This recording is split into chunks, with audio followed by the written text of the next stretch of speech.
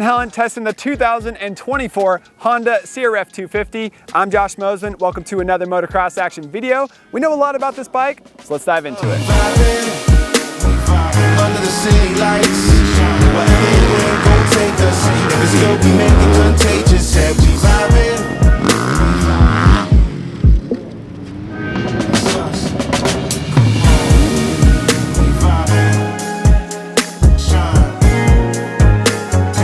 Coming in at $8,299, the CRF250 is actually one of the more affordable new models on the dealership floor for the 2024 season. This bike is also the lightest bike in the 250 class without changing at all for 2024. Now that is a feat if you ask me. If you guys like what we're doing here at Motocross Action, subscribe and click the bell button for notifications on YouTube to stay up to date with more videos. But for this time, we're gonna talk about the pros and cons of this new bike.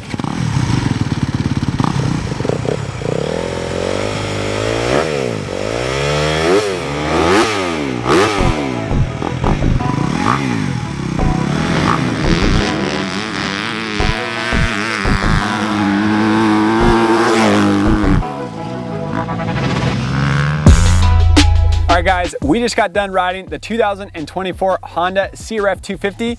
What's changed on this bike for the new model year? Absolutely nothing. This bike is actually the same as it has been since 2022 when it was all new. But this bike did make some significant upgrades in 2022, so let's gloss over them.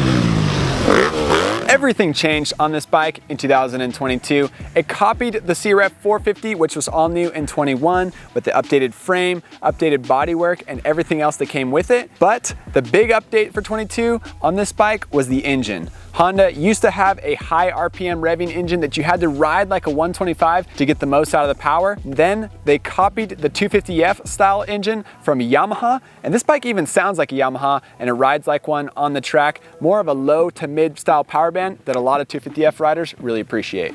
So what does it mean to ride like a Yamaha? Well, this thing comes on with authority coming out of the corners, has a lot more pickup and a lot more excitement, making it feel like a much faster bike, even though it's not as fast as the Kawasaki or the Austrian brands like KTM, Husqvarna, and GasGas. Both Yamaha and Suzuki and Honda are all lower on horsepower, but more exciting on the bottom end. Suzuki quite a bit further back, I believe 38, high 38, low 39 horsepower on the dyno. The Honda CRF250, 41.71 horsepower on MXA's dyno. The Yamaha 250, just over 42 horsepower for 2023. Yes, Yamaha's all new for 2024. We're gonna get our hands on that 2 weeks from today. But comparing this bike to last year's Yamaha 250F engine, very similar coming out of the corners, very similar on the dyno. Like I mentioned, the Kawasaki and also the Austrian brands, 44 and 45 horsepower on the dyno. But you have to rev those bikes to get that power. You have to hold the shifts longer, where the CRF250 and also the YZ250F from Yamaha,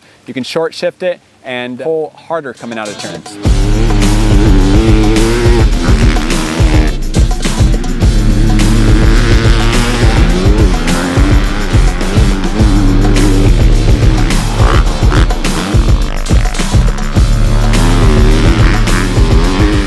So what's it like hitting corners on this bike? Well, it could either be amazing or it could be very difficult. Why do I say amazing? Because the CRF250 is one of the most nimble bikes in the class. It's lightweight and very easy to dip in and out of corners. Why do I say difficult? Because of these two bump stoppers right here, extremely stiff for 2022, 3 and 4. Like I said, the bike hasn't changed, and this is the biggest problem about the CRF250.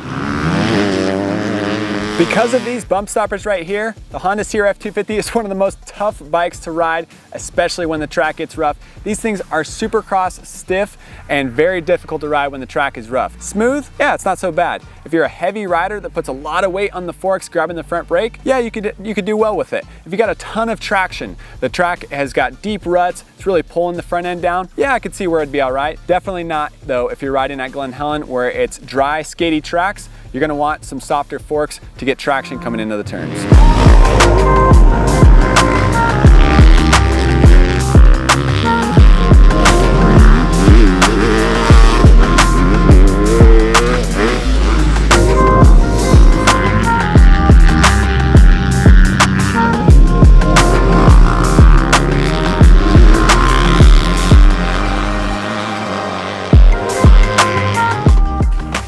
Did I mention how light this bike is? 219 pounds on the scale, the lightest bike in the class. Riddle me this, how did that happen if this bike hasn't changed since 22, 23, and 24?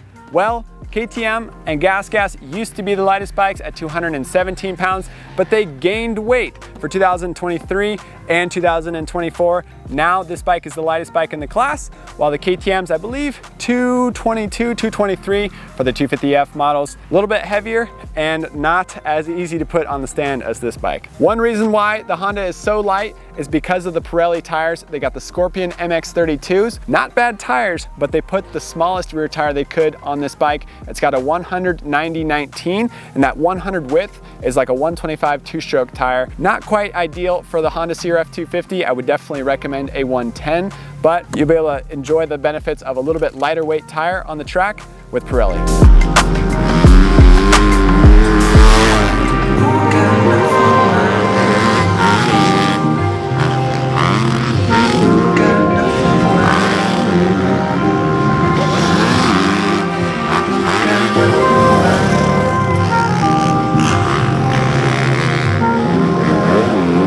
A little bit of Honda history for you on the CRF250. From 2018 to 2021, the dual pipe Honda 250 had one of the worst engines in the class. I already mentioned it. You had to ride that thing like a 125 two-stroke, high in the RPMs to get any sort of power on the 250. However, the best part about that bike, ultra plush and great handling motorcycle. No matter who you were, how fast you were, and what size you were, you had a lot of fun on the 2018 through 21 CRF250. I threw the biggest whips on that bike the first time I ever rode it, and I was blown away, which is how well it handled on the track. Honda flipped the script when they introduced this 2022 model. Now it's definitely more difficult to set up, more of a rigid frame, super rigid forks as I've already dove into, but the engine is much more user-friendly. A lot more mid and low-end torque, making this bike a lot more fun to ride on the track. And if you're a serious racer or a rider who has a little extra money to invest in aftermarket parts, getting the suspension revalved and sprung for you will go a long way, as you'll already have an engine ready to go to hit the track that will be a lot more fun to ride and a lot more raceable against the rest of the bikes.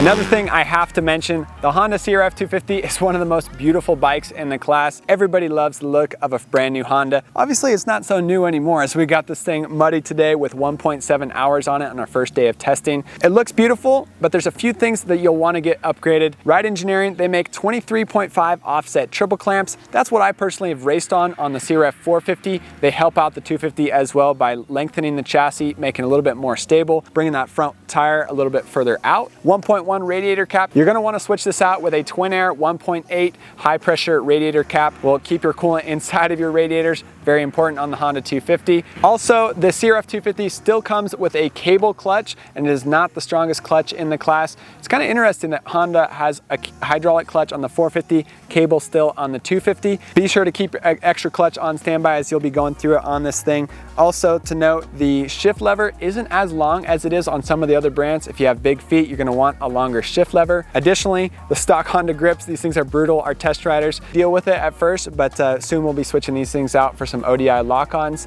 Otherwise, the Honda CRF250 is a lot of fun to ride. We got a lot of time on this bike, and we also have a lot of time on the CRF250 RX cross-country model. MXA's Trevor Nelson, our video editor and digital editor, that's his favorite bike, and that's his bike of the year. It's basically the same model with softer suspension, an 18-inch rear wheel, and a bigger tank. Now, when I say softer suspension, we love the suspension on that bike, and we wish that Honda would take a note from their cross-country suspension and add it into their motocross model, but there's always next year.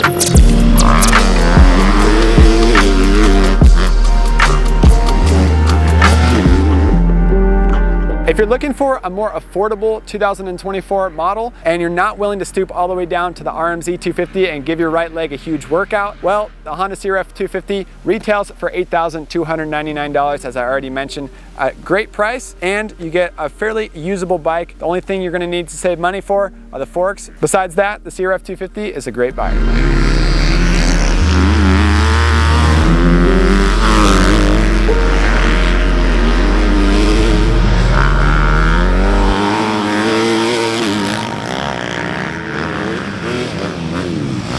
If you want to learn some more intricate details about the updates Honda made in 2022, we got lots of articles on our website, motocrossactionmag.com. We also compared it to the rest of the 250s in the class last year in our 2023 250 shootout. None of the bikes have changed except for Gas and Yamaha. Gas jumped up to the new platform that KTM and Husqvarna already had, so it's very similar to those models. Also, the Yamaha is all new. We're riding that in 2 weeks. We're riding it on Tuesday, the September 26th, right after the LA Coliseum Supercross. Excited for that bike. It's all new, and we're excited to see how it compares to the rest of the 250 models. Subscribe to our YouTube channel, click the bell button so you can get notified when our 250 shootout video comes out. Thanks for watching. See you in the next video. Under the city lights, wherever the wind go take us. If it's good, we make it contagious. Laying on black sand beaches.